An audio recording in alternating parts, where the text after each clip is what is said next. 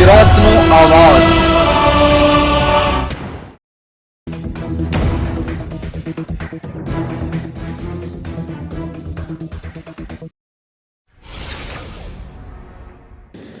રાજકોટ જિલ્લાના ધોરાજીના શાક માર્કેટ સામે આવેલી અને 300 બાળાઓનું પ્રાથમિક શાળાનું 5નું નવું બિલ્ડિંગ તાત્કાલિક બનાવી વિદ્યાર્થીને સોંપવામાં આવે તેવી માંગ રજૂઆત તેમ છતાં ગોકળગાય ગતિએ નવનિર્મિત બિલ્ડિંગનું કામ।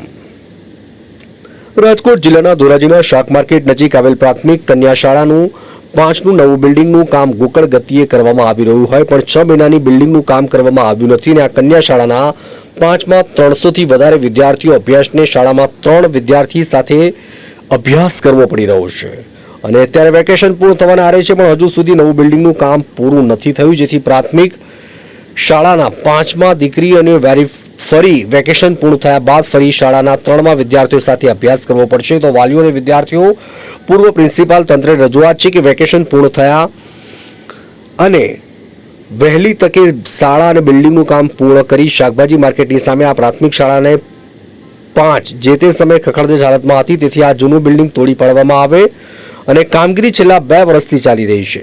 મારું નામ ધંધુકિયા વિધિ છે। હું તાલુકા શાળા નંબર 5 માં અભ્યાસ કરું છું। અમે અત્યારે અભ્યાસ કરવા તાલુકા શાળા નંબર 3 માં બેસીએ છીએ જેથી અમને ઘણા પ્રોબ્લેમ થાય છે। ત્યાં અમને અભ્યાસ કરવાનો સમય ઘણો ટૂંકો મળે છે જેથી આ સ્કૂલ અમારી સરકારને હું વિનંતી કરું છું કે અમારી સ્કૂલ આ જલ્દીથી બની જાય અને જેથી અમને અભ્યાસ કરવામાં સરળતા રહે તે અમે તાલુકા શાળા નંબર 3 માં બેસીએ છીએ તેમાં અમને ઘણા પ્રોબ્લેમ થાય છે જે સ્વચ્છતા શૌચાલય એ બધામાં ઘણા પ્રોબ્લેમ થાય છે।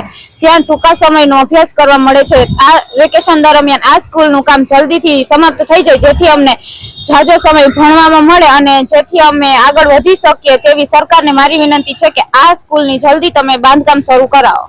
મારું નામ મુસ્તાક, શાક માર્કેટ પાસે શાળા નંબર 5 માં મારી છોકરી અભ્યાસ કરતી। આજ જૂની બિલ્ડિંગ 2 વર્ષ ત્યાં પાડી નાખવામાં આવી છે। નવી બિલ્ડિંગનું કામ બંધ થઈ ગયું છે। જૂના સત્રના અંદરમાં બહુ તકલીફ થતી હતી ભણતરના અંદરમાં। હવે નવો 8 દિવસનો વેકેશન ગયો છે। 8 દિવસ પૂરો થતા પછી છોકરાઓ સાથે ભણવાના અંદરમાં બહુ તકલીફ થશે એટલે નવું બાંધકામ જે બંધ થઈ ગયું છે એનો જલ્દથી જલ્દ સરકારને મારે નમ્ર અપીલ છે કે ચાલુ થઈ જાય। શું બેનો દીકરીઓના અંદરમાં ટોયલેટની તકલીફ પડતી હતી, સફાઈ કર્મચારી અંદર તકલીફ પડતી હતી, ટાઈમ ટેબલની તકલીફ પડતી હતી અને અભ્યાસ ટૂંકો જતો હતો, પૂરું ભણતર નથી કરી શકતી। શું તમારી માંગણી?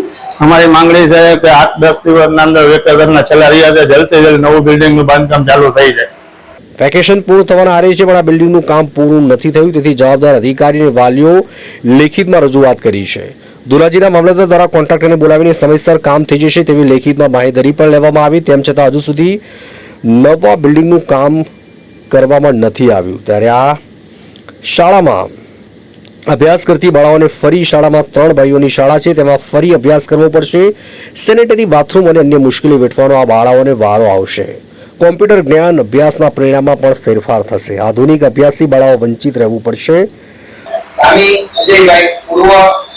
તાલુકા શાળા આચાર્ય 5 ધોરાજી આ શાળામાં જ્યારે હું હતો ત્યારે 300 જેટલી દીકરીઓ આ શાળાની અંદર અભ્યાસ કરતી હતી અને હાલ પણ 300 ની પણ વધારે દીકરીઓ અભ્યાસ કરે છે અને આ શાળાનું 2 વર્ષ પહેલા કામ શરૂ થયેલ છે।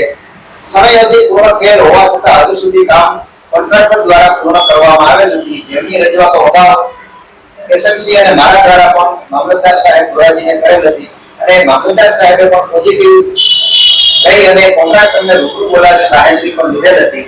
આમ છતાં હજુ સુધી 6 મહિના થયા આ કામ શરૂ પણ થયેલ નથી। એમ કેમ જે છે તે એજ પોઝિશનમાં કામ છે અને કોકું સ્ટ્રક્ચર ઊભું કરેલ છે પ્લાસ્ટર વગેરે હજી કદાચ 1 વર્ષ લાગી જાય એટલું કામ બાકી હોય એવું લાગે છે તો વિદ્યાર્થીનીઓ હેરાન ન થાય અને એને સારી શાળા એક સુંદર શાળા મળે આ માટે સરકારશ્રીને રિક્વેસ્ટ કે કોન્ટ્રાક્ટરને ઝડપથી આ કામ પૂર્ણ કરવા માટે સૂચના આપી વિદ્યાર્થીઓના હિતમાં તાત્કાલિક પગલાં ભરવા વિનંતી। વાત કરીએ પ્રાથમિક શાળામાં 300 બાળા અને પ્રાથમિક શાળાની શાળા છે તેમને અભ્યાસ કરવો પડશે। મુશ્કેલી વેઠવાનો વારો આવશે। વાલીઓ અને વિદ્યાર્થીઓને પૂર્વ પ્રિન્સિપાલ તંત્ર અને કોન્ટ્રાક્ટરને વિનંતી અને માંગણી કરી રહ્યા છે કે વેકેશન પૂરું થવાને આરે છે તો નવું બિલ્ડિંગ તાત્કાલિક બનાવી વિદ્યાર્થીઓને સોંપવામાં આવે તેથી બાળાઓ પોતાની શાળામાં સારું શિક્ષણ મેળવી શકે। ધોરાજીથી અલ્પેશ ત્રિવેદીનો રિપોર્ટ।